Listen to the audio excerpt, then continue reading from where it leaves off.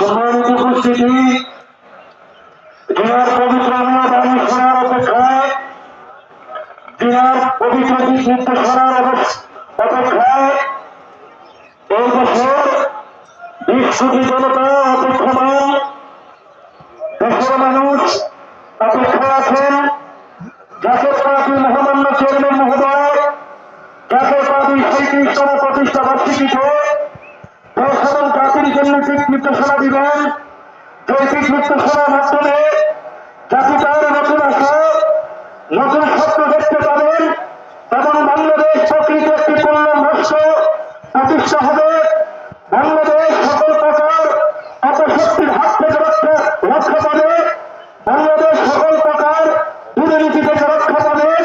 যে নেতার সেই পবিত্র দিক নির্দেশনা বক্তৃতা শোনার জন্য অপেক্ষায় আছেন আমাদের সেই মহান নেতা বিশ্বরী আমার প্রেসিডেন্ট হুজুর পাকের আধ্যাত্মিক উত্তরাধিকার, এই দেশের নির্যাতিত, নিপীড়িত, নিগৃহীত মানুষের একমাত্র অভিভাবক, একমাত্র আশ্রয়স্থল বিশ্বরী আমার প্রেসিডেন্ট হুজুর পাকের লক্ষ লক্ষ কোটি কোটি জাকেরানদের একমাত্র আশা এবং ভরসার প্রতি জাতীয় পার্টির মহামান্য চেয়ারম্যান পীরজাদা মুস্তফা মীর খান মুজাদ্দেরী সাহেব এখন তিনি তার গুরুত্বপূর্ণ বক্তৃতা পেশ করবেন।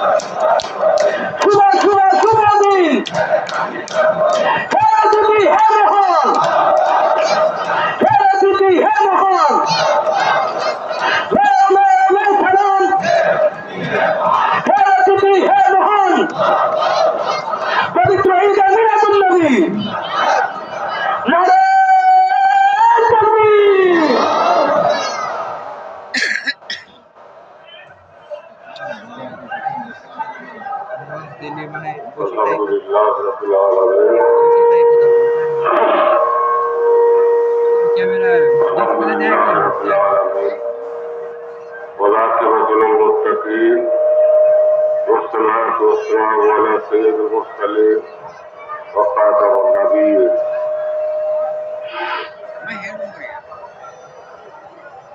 نحمده ونصلي على رسوله الكريم أما بعد বক্তব্য প্রারম্ভ হয়ে আখেরি মুজাদ্দিদ আখেরি মুর্শিদ যুগশ্রেষ্ঠ মহাকালের জাতীয় পার্টির মহান প্রতিষ্ঠাতা বিশ্ব অধিকার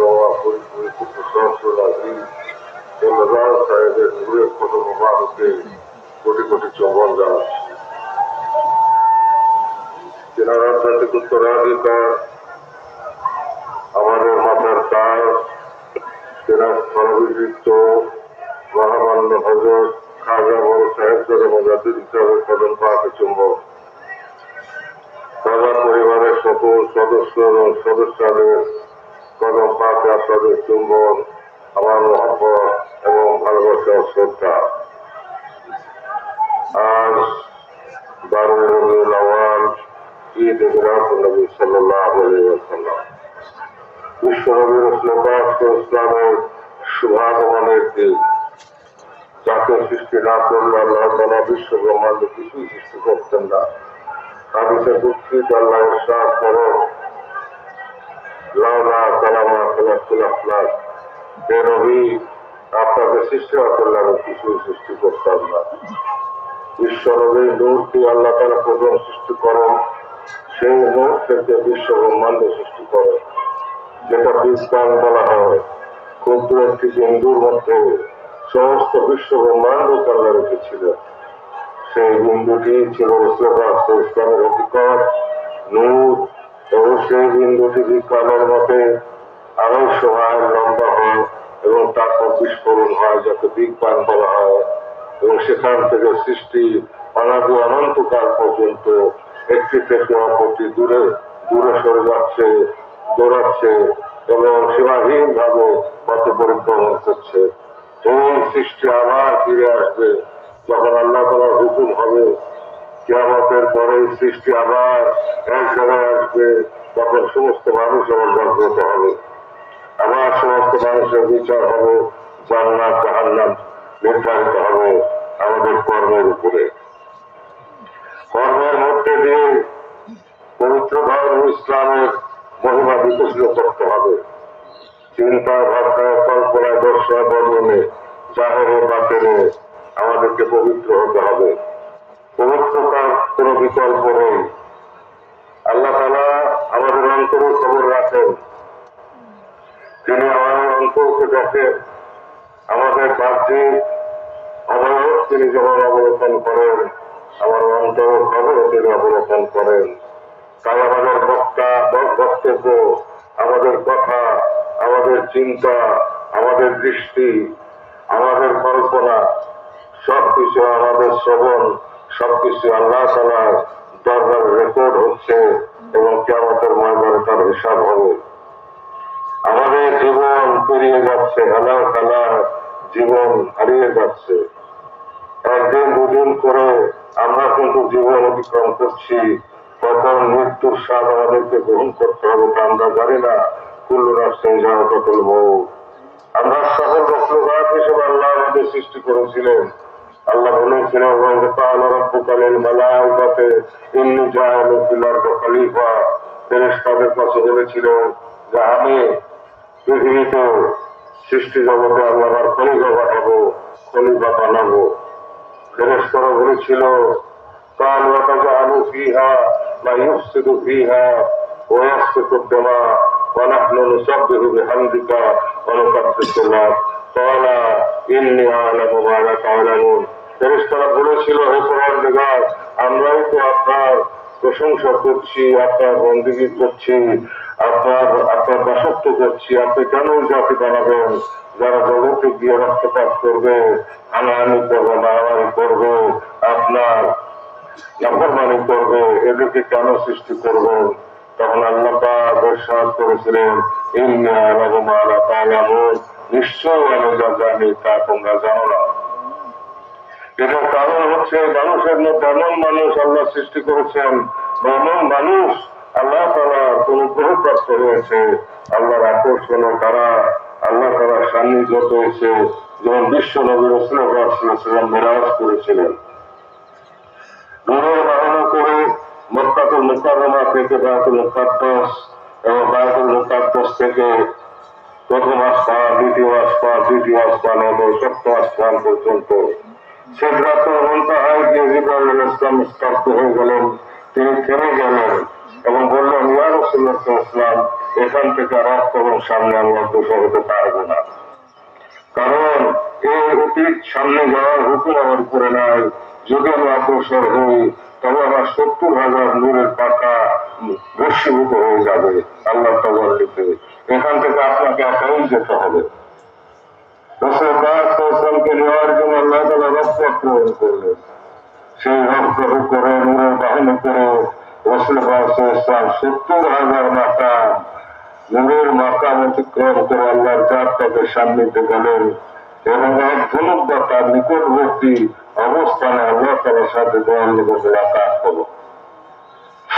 আল্লাহ পাক সমস্ত গুপ্ত তত্ত্ব রাসূল পাক সাল্লাল্লাহু আলাইহি ওয়াসাল্লামের সামনে উন্মোচন করলেন, সমস্ত নিয়ামতে দয়াল নবীকে ভূষিত করলেন এবং সমস্ত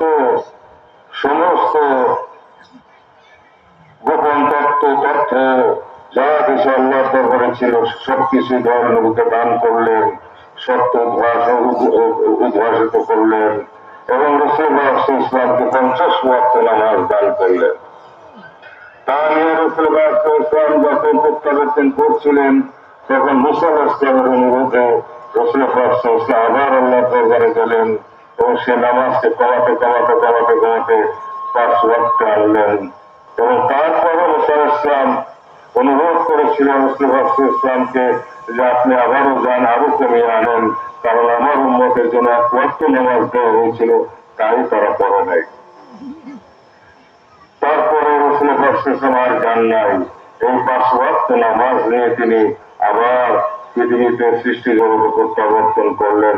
27 বৎসর তিনি অতিক্রান্ত করেছিল আল্লাহর সান্নিধ্যে। এবং আল্লাহ পাকের অপার করুণা, অপার নিয়ামতে তিনি যখন পরিপূর্ণ হলেন, তখন তিনি ক্রন্দন করছিলেন, প্রত্যাবর্তনের সময় চোখের পানি পড়েছিলেন। তখন আল্লাহ পাক বললেন, হে বন্ধু, হে হাবিব, আমি আপনাদের সব নিয়ামত দান করলাম, সম্মানিত করলাম, সমস্ত গুপ্ত তত্ত্ব আপনার সামনে প্রকাশ করলাম, আপনার সাথে আমার মোলাকাত হলো, দেখা হলো। আপনার এই সুদিনে, আনন্দের দিনে আপনি কাঁদছেন কেন? তখন রাসূলুল্লাহ আল্লাহ তাআলার দরবারে আরজ করলেন, পরওয়ারদিগার, আমি তো এত বড় নিয়ামত পেলাম, আমার উম্মত কি এই নিয়ামত পাবে না? তখন আল্লাহ তাআলা ইরশাদ করলেন, হে আমার হাবিব, আপনার উম্মত এই নিয়ামত পাবে। 5 ওয়াক্ত নামাজের সময় তারা আমার মেরাজ পাবে, যদি তারা সেইভাবে নামাজ আদায় করতে পারে। এটা আত্মশুদ্ধির পর, এটা সাধনার পর, সে আল্লাহ তাআলার সান্নিধ্য অর্জন করা, আল্লাহ তাআলার দিদার মাকামে যাওয়া, যা মানুষের মূল লক্ষ্য হওয়া উচিত। এবং মানুষের মতো মানুষ হওয়া উচিত। মানুষ জানোয়ারের চাইতে নিকৃষ্ট চরিত্রের অধিকারী হলে সেই মানুষ কখনো আল্লাহ প্রিয় হতে পারে না। আজকে আমরা উন্নতির নামে, প্রযুক্তির নামে এমন এক সভ্যতায় এসে পৌঁছেছি যে আমাদের দয়া মায়া নাই, মানবিক মূল্যবোধ আমাদের হারিয়ে যাচ্ছে। আমরা হত্যা করতে দ্বিধা করি না, রক্তপাত করতে দ্বিধা করি না, সামান্য স্বার্থের জন্য অনৈতিক কাজ করতে আমরা দ্বিধা করি না। ক্ষমতার জন্য মানুষ হত্যা করি, স্বার্থের জন্য মানুষ হত্যা করি, অর্থের জন্য মানুষ হত্যা করি, অথচ এই সব কিছুই কিন্তু পৃথিবীতে ছেড়ে যেতে হবে আমরা একা এসেছি, আবার একাই ফেরত যেতে হবে। ইন্না লিল্লাহি ওয়া ইন্না ইলাইহি রাজিউন। আমাদেরকে ফেরত যেতে হবে এবং সমস্ত কর্মের জবাব দিতে হবে আল্লাহর দরবারে। অত অমূল্য জীবন স্বপ্নের মতো চলে যাচ্ছে, আমাদের হুঁশিয়ার হওয়া উচিত। এই পবিত্র দিনে বিশ্ব নবী রাসূলুল্লাহ সাল্লাল্লাহু আলাইহি ইসলামকে সালাতু সালাম জানাচ্ছি, কদম মোবারকে কোটি কোটি চুম্বন আরজ করছি। এই জাতের পার্টি প্রতিষ্ঠিত হয়েছে রাসূলুল্লাহ সাল্লাল্লাহু আলাইহি ওয়াসাল্লামের সত্য তরিকার পথে। দেশবাসী সহ মুসলিম জাহান এবং বিশ্ববাসীকে রাসূলুল্লাহ সাল্লাল্লাহু আলাইহি ওয়াসাল্লামের চরিত্রে চরিত্রবান করানোর জন্য এবং জাতীয় পার্টির নেতা কর্মীদেরকে এই চরিত্রে চরিত্রবান হওয়ার জন্য। আল্লাহ তাআলা প্রিয় পাত্র হওয়ার জন্য যেসব গুণাগুণের প্রয়োজন হয়, সেই সব গুণাগুণ অর্জন করার জন্য, সেই জন্য ওলি আল্লাহদের সহবত প্রয়োজন। আল্লাহ তাআলা কুরআনুল কারীমে ইরশাদ করেন, কুনু মা'আস সাদিকিন ইন্না রাহমাতাল্লাহি কারীমুন আলাল মুহসিনিন। তোমরা সত্যবাদীদের সঙ্গী হও এবং নিশ্চয়ই আল্লাহ তাআলা বন্ধুদের নিকটবর্তী আল্লাহর রহমত। তাই আল্লাহর ওলি সকল যেখানে থাকেন, আল্লাহর রহমত সেখানে বর্ষিত হতে থাকে এবং সেখানে গেলেও, তাদের জিয়ারতে গেলেও, তাদের সান্নিধ্যে গেলেও, তাদের বাজারে গেলেও, তাদের রওজায় গেলেও আল্লাহর রহমত ও বৃষ্টিতে ভেজা যায়। আল্লাহর রহমত থেকে আল্লাহ বঞ্চিত করেন না তার বন্ধুর খাতিরে। এই হচ্ছে আসল কথা। মানুষ হইতে হবে মানুষ। যখন আমরা যদি জানোয়ারের চাইতে নিকৃষ্ট হয়ে যাই, আমাদের সমাজ যদি জানোয়ারের চাইতে হিংস্র হয়, তাহলে সেটা আমাদের জন্য দুর্ভাগ্যজনক। কারণ এই পৃথিবীতে আমরা আর ফেরত আসবো না। কখন আমাদের মৃত্যু আসবে তা আমরা জানি না। নিঃশ্বাসের বিশ্বাস নাই, কুল্লু নাফসিন যায়কাতুল মউত। কিন্তু আমাদের সেই চেতনা নাই, আমাদের সেই চিন্তা নাই, সেই ভয় নাই, সেই তাকওয়া নাই। তাকওয়া যদি থাকতো তাহলে শরীর প্রকম্পিত হতো, আমরা থরথর করে কাঁপতাম ভয়ে। যেমন ভূমিকম্প হলে মানুষ ভয় পায়, যেমন ঘূর্ণিঝড় হলে মানুষ ভয় পায়, আগুন লাগলে মানুষ ভয় পায়, দুরারোগ্য ব্যাধি হলে মানুষ ভয় পায়। কিন্তু আল্লাহ তাআলার শাস্তির কথা আমরা মুখ দিয়ে বলি বটে, কিন্তু আমরা সেই ভয়টা আমরা পাই না, সেই অনুভূতি আমাদের মধ্যে জাগ্রত হয় না। যদি জাগ্রত হতো তবে কোনো অন্যায় কাজ আমরা করতে পারতাম না। আমরা আল্লাহর ভীত থাকতাম এবং সৎ কাজের ভিতর নিজেদেরকে নিবিষ্ট করে রাখতাম এবং সব কল্যাণকর কাজের ভিতরে নিজেদেরকে নিবেদিত রাখতাম। কিন্তু দুর্ভাগ্যের বিষয়, সহবতে সালিকুনা, সৎসঙ্গে স্বর্গবাস, অসৎসঙ্গে সর্বনাশ। অসভ্যতার চরমে পৌঁছেছে বিশ্ব এবং বিশ্ববাসী হানাহানির দিকে ধাবিত হচ্ছে।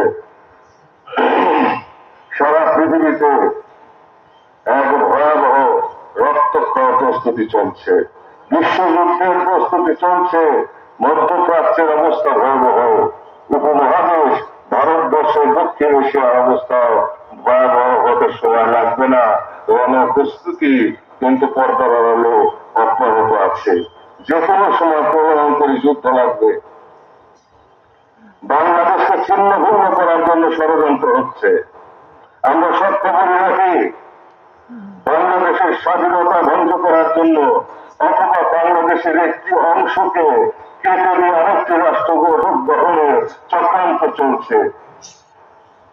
আমি সুস্পষ্ট ভাষায় বলতে চাই, বাংলাদেশের কোন অংশকে কেটে নিয়ে নতুন স্বাধীন রাষ্ট্র গঠন করার দিবা স্বপ্ন যারা দেখেন, তাদের সেই স্বপ্নই থাকবে, বাস্তব হবে না। এবং তারা যদি আমাদের বিরুদ্ধে, আমাদের দেশের বিরুদ্ধে যদি তারা আসেন, আমাদের দেশকে যদি তারা খণ্ডিত করতে চান, আমাদের দেশকে দেশের কোন অংশ নিয়ে যদি তারা আরেকটি রাষ্ট্র গঠনের চক্রান্ত করেন এবং সেখানে যদি তারা শক্তি প্রয়োগ করতে আসেন, তবে তাদের এদেশে গণমানুষ, বাংলার মানুষ, বাংলার 19 কোটি মুসলমানের রক্ত থাকতে তাদের এই অপচেষ্টা কোনদিনই সার্থক হবে না। 19 কোটি মুসলমান সহ 20 কোটি দেশবাসীর জীবন থাকতে বাংলার 1 ইঞ্চি জমিও কেউ নিতে পারবে না। সময় শক্তিতে আমাদেরকে অবশ্যই এখন দ্রুত পদক্ষেপ নিতে হবে। বর্তমান সরকার 5 বছর এক মহাপরিকল্পনা নিয়েছেন সমরাষ্ট্রের দিকে স্বাবলম্বী হওয়ার জন্য। 10 বছর কোন বাস্তবসম্মত সময় নয়। চলমান ঘটনা প্রবাহ এবং উদ্ভূত বাস্তবতা আমাদেরকে 10 বছর সময় দিবে না। সর্বোচ্চ 2 বছর সময় আমাদেরকে দিতে পারে। এই 2 বছরের মধ্যে বিমান শক্তিতে, নৌ শক্তিতে এবং সামরিক শক্তিতে, সেনা শক্তিতে আমাদেরকে স্বাবলম্বী হতে হবে এবং প্রতিরক্ষা ব্যবস্থা জোরদার করতে হবে। সরকারের হাতে যদি অর্থ না থাকে, সরকার বলুন আমরা দেশবাসীকে সংঘবদ্ধ করে সরকারের হাতে অর্থ তুলে দিব, কিন্তু প্রতিরক্ষার ব্যাপারে কোন আপোষ করা যাবে না। আমাদের সেনাবাহিনীর সংখ্যা কমপক্ষে 7 লক্ষ হতে হবে। সমসংখ্যক আমাদের বর্ডার সিকিউরিটি গার্ড, বিজিবি 7 লক্ষ করতে হবে। কমপক্ষে 10 লক্ষ পুলিশ আমাদের প্রয়োজন। সেই সঙ্গে আনসারের সাথে, কর্মরত আনসারদের সাথে ভিডিপি, ভিলেজ ডিফেন্স ফোর্স বা গ্রাম পুলিশ, তাদেরকে একাত্ম করে সামরিক শিক্ষায় শিক্ষিত করতে হবে অনতিবিলম্বে। এবং ক্ষেপণাস্ত্র ব্যবস্থা, ভূমি থেকে ভূমিতে নিক্ষেপণযোগ্য ক্ষেপণাস্ত্র কমপক্ষে 2000 ক্ষেপণাস্ত্র আমাদের প্রয়োজন। ভূমি থেকে আকাশে নিক্ষেপযোগ্য ক্ষেপণাস্ত্র কমপক্ষে 2000 প্রয়োজন। 4700 কিলোমিটার সীমান্ত আমাদের, কমপক্ষে আমাদের 2000 ট্যাঙ্ক প্রয়োজন। কামান, মাঝারি পাল্লার কামান, স্বল্প পাল্লার কামান এবং 2 পাল্লার কামান, টোল আর্টিলারি অন্তত পক্ষে আমাদের 1000 প্রয়োজন এবং সেলফ প্রপেলড আর্টিলারি অটোমেটিক গান, সেগুলি অন্তত 1000 আমাদের প্রয়োজন। এই এমন পর্যাপ্ত পরিমাণ গোলাবারুদ আমাদের ক্রয় করার দরকার। সামরিক শক্তিতে আমাদেরকে অবশ্যই স্বাবলম্বী হতে হবে। আর তা না হলে যদি সেটা সরকার করতে ব্যর্থ হয়, তারপরেও বলি এদেশের মানুষ, রক্ত দেওয়া মানুষ, বিপ্লব করা মানুষ এবং যুদ্ধ করা মানুষ, যোদ্ধা জাতি বাংলাদেশের জাতি। যদি সরকার ব্যর্থ হয় আর আমাদের দেশ যদি আক্রান্ত হয়, ভবিষ্যৎ যদি আক্রান্ত করে, অথবা আমাদের দেশকে যদি ভাঙার চক্রান্ত হয়, তাহলে এদেশের মানুষ 1757 সালের পরে 1857 সালে রক্ত দিয়েছে স্বাধীনতার জন্য। প্রথম বিপ্লবের সময় রক্ত দিয়েছে, পরবর্তী বিপ্লবে রক্ত দিয়েছে এবং 1947 সালে রক্ত দিয়েছে স্বাধীনতার জন্য। 1971 সালে রক্ত দিয়েছে স্বাধীনতার জন্য। 1990 সালে রক্ত দিয়েছে গণতন্ত্র পুনরুদ্ধারের জন্য এবং 2024 সালে রক্ত দিয়েছে এই দেশের পরিকাঠামো, এই দেশের শাসন ব্যবস্থা নৈভিত্তিক করার স্বার্থে রাষ্ট্রের আমূল পরিবর্তনের জন্য, রাষ্ট্র শাসনের ব্যবস্থাকে আমূল পরিবর্তনের জন্য 2024 সালে দেশে গণমানুষ রক্ত দিয়েছে। অতএব আমরা যোদ্ধা জাতি, আমরা আত্মকর্তী জাতি, দেশের স্বার্থে আমরা ঐক্যবদ্ধ। আমরা ক্ষমতা নিঃস্ব নই।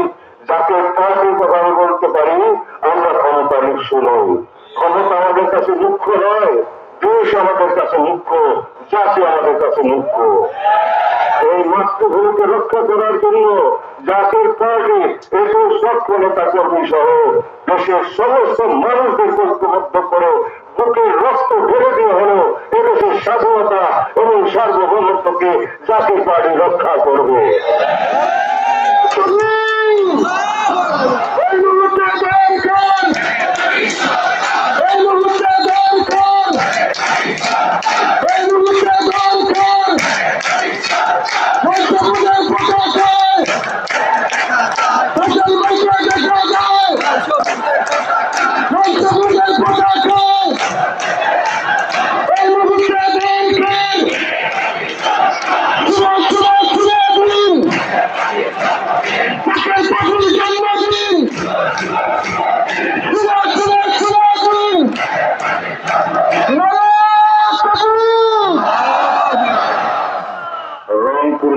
আলাদা করে নিয়ে যাবো, একটা রাষ্ট্র গঠন করবে। এত সহজ না, চেষ্টা করে দেখো, হাত ধরে দেওয়া হবে, কালো হাত ধরে চুরমার করে দেওয়া হবে। আর বাংলাদেশের স্বাধীনতা, বাংলাদেশকে দখল করে নেওয়ার চক্রান্ত কোনোভাবেই সফল হবে না। ওদিকে 20 কোটি মানুষ, 19 কোটি মুসলমান ঐক্যবদ্ধ হবে এই মহাচক্রান্ত ষড়যন্ত্রকে রুখে দেবে। এক ইঞ্চি জায়গায় আমরা ছাড় দেব না। আমাদের বুকের রক্ত থাকতে, দেহের জীবন থাকতে, এদেশের স্বাধীনতার ব্যাপারে, জনগণের মুক্তির ব্যাপারে, জনগণের কল্যাণের ব্যাপারে এবং স্বাধীনতার সার্বভৌমত্বের ব্যাপারে আমরা কারোর সাথে আপোষ করব না। টাকা দিয়ে আমাদেরকে কেনা যাবে না, ক্ষমতা দিয়ে আমাদেরকে কেনা যাবে না, কোন লোক দিয়ে আমাদেরকে কেনা যাবে না। আমরা আদর্শের ধ্বজাধারী, আদর্শ অনুসারী।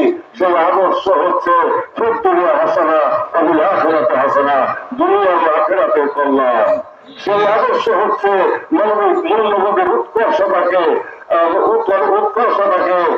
জনগণের সামনে দেশবাসীর সামনে উপস্থাপন করে সেইভাবে দেশবাসীকে রঙিন করা এবং পবিত্র দেশবাসী হিসাবে, পবিত্র জাতি হিসাবে জাতিকে গঠন করা।